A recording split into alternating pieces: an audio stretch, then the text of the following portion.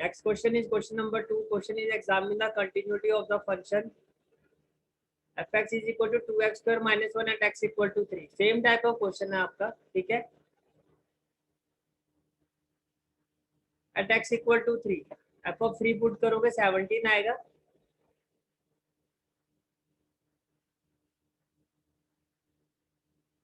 Limit x approaches to 3 fx, फिर x की जगह आप 3 पुट करोगे. 3 का स्क्वायर क्या होगा 9, 18 माइनस 1 कितना होगा आपका 17.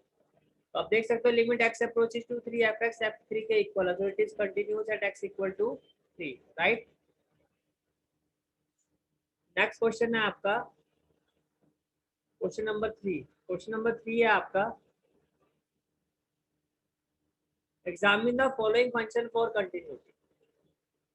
देखो फर्स्ट फंक्शन में तो कोई इशू नहीं है आपको. अब यहाँ पर देखो कोई पॉइंट गिवन नहीं है आपको, यहाँ पर कोई भी पॉइंट गिवन नहीं है आपको. यहाँ पर तो देखो पॉइंट गिवन था at X equal to 3 at X equal to 5.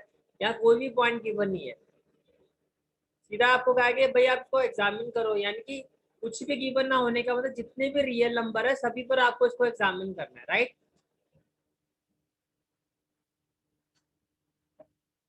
अब जब भी ऐसा क्वेश्चन आता था पहले ये देखो कि क्या एक्स की कोई ऐसी वैल्यू है जिस पर ये फंक्शन डिफाइन नहीं हो रहा है. कोई ऐसी वैल्यू नहीं है. ना डिफाइन होने वाला केस कब होता है, जब ये कुछ ऐसा होता है 1/x-5. तो आप कह सकते थे कि अगर आप x की जगह 5 पुट करोगे तो 5 - 5 क्या हो जाएगा 0.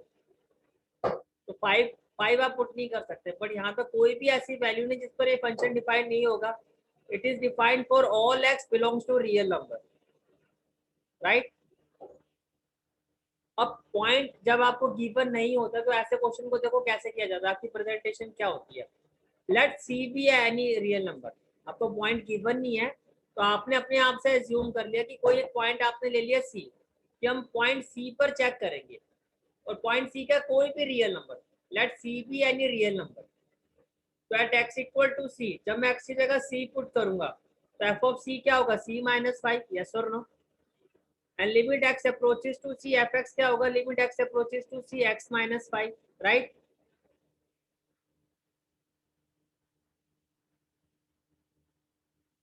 तो ये भी c-5 आ गया और ये भी आपका c-5 आ गया.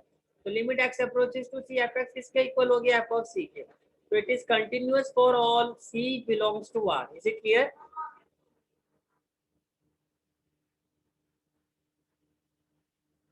पार्ट बी देखो क्या आपका अगेन इसी क्वेश्चन का पार्ट है. F X is equal to 1/x-5.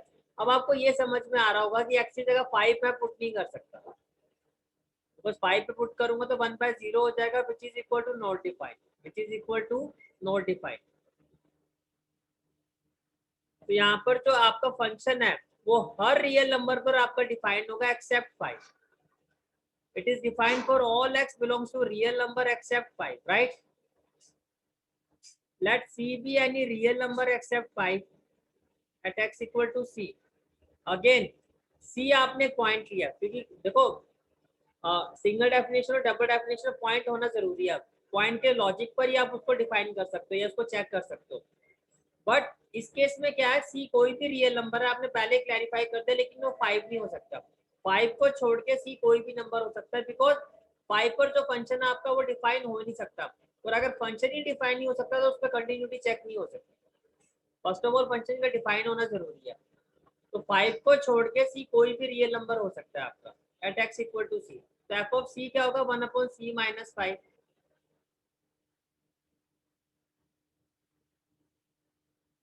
तो limit x approaches to C F of X तो क्या होगा again 1/c-5.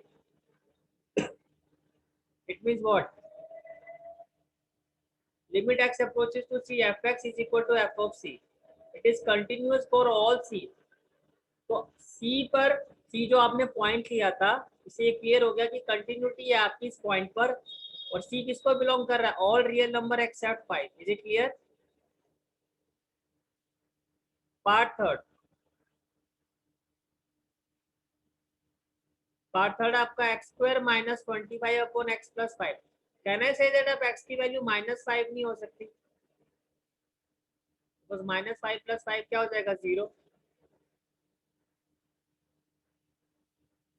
So it is defined for all x belongs to real number except -5. Except -5, not 5, -5.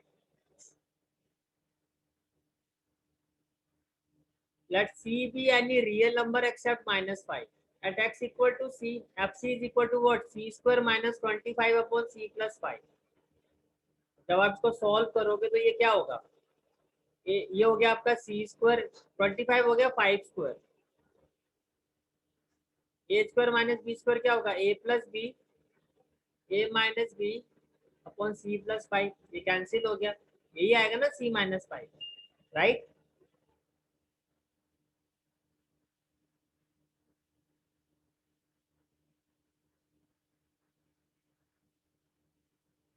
तो limit x approaches to C F x, ये क्या हो जाएगा? Limit x approaches to c x square minus 25 upon x plus 5. तो limit x approaches to c, again x minus 5, x की जगह सी put करो. ये कैसे आएगा मैं बता चुका हूँ आपको. मैंने आपको पहले कहा था जब लिमिट अप्लाई करते हैं, लिमिट अप्लाई करने से पहले हम फंक्शन को सिंप्लीफाई करते हैं अगर वो हो सकता है, और ये सिंप्लीफाई हो रहा है. ये क्या हो जाएगा? X square minus 5 square upon x plus 5. तो सिंप्लीफाई होके क्या हो जाएगा? X plus 5 x minus 5 upon x plus 5. ये कैंसिल हो जाएगा, ये कितना आ जाएगा? X minus 5. तो एक्स की जगह क्या आ जाएगा? सी, तो सी माइनस 5.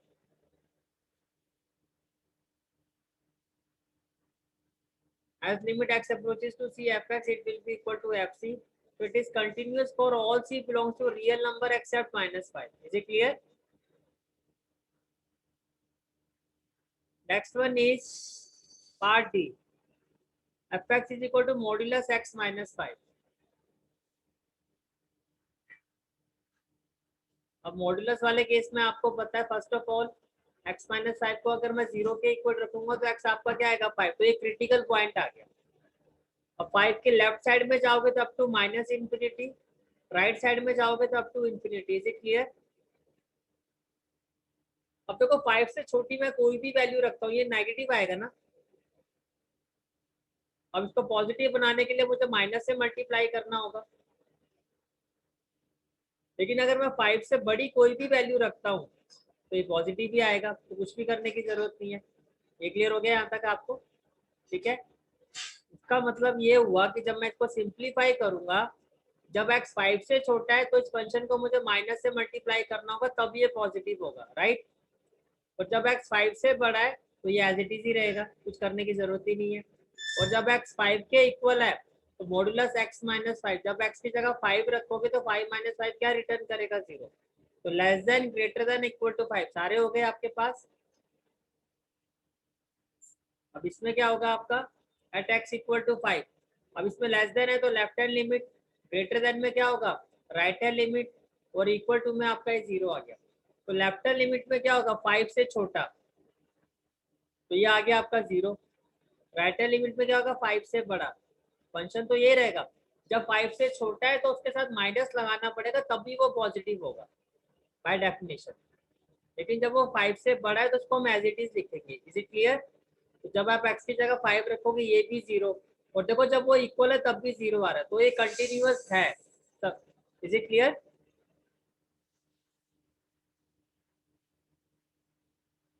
तो यहाँ पर आपको पॉइंट एग्जैक्टली मिल गया, तो आप कैसे लिखोगे? It is continuous at x equal to 5.